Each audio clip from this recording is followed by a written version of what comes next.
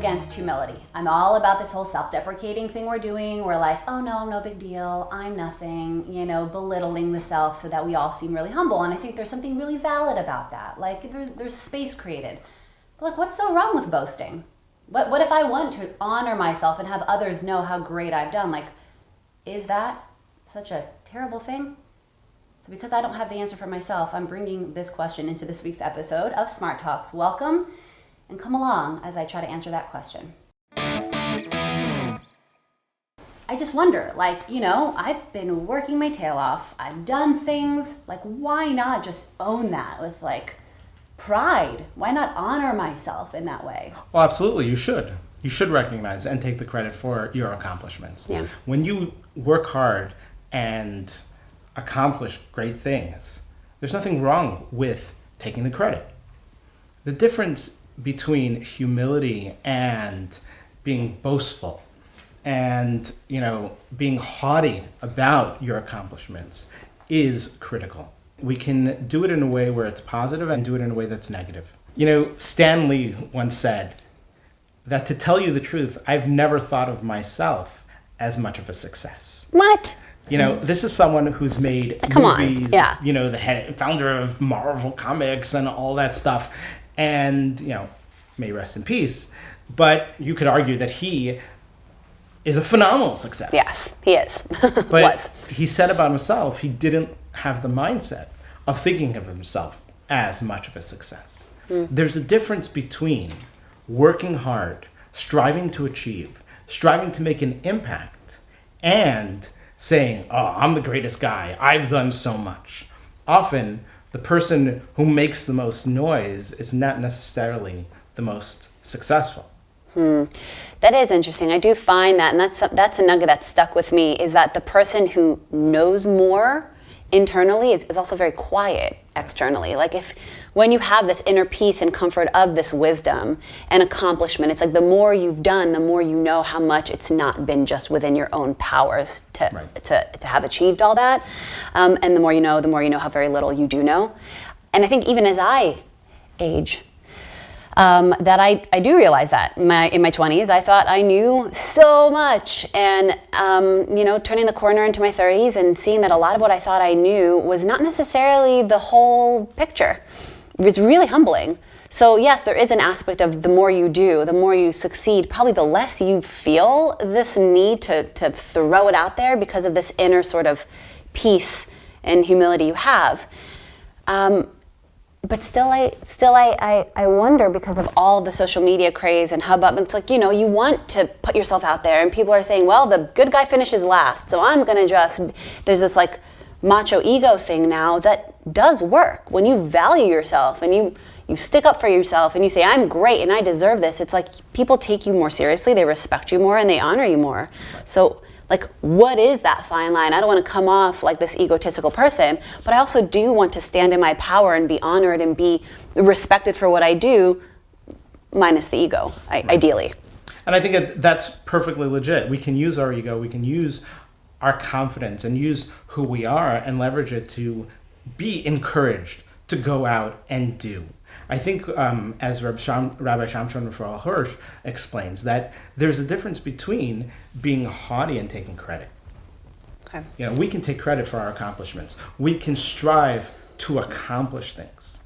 But being a narcissist, making it all about myself and not what I accomplished, that's the nuance. I think that's the difference.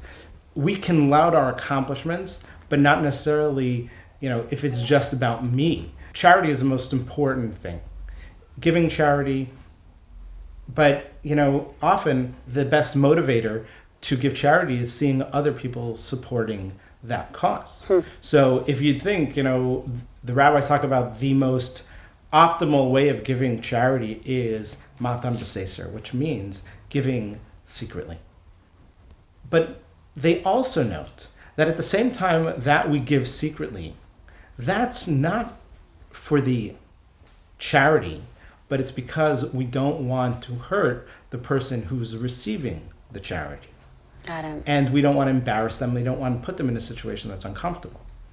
But in cases that it will motivate other people to give, then we can take the credit, and we should take the credit, because creating a movement of positive change is something that needs not just one person, but needs many, many two people.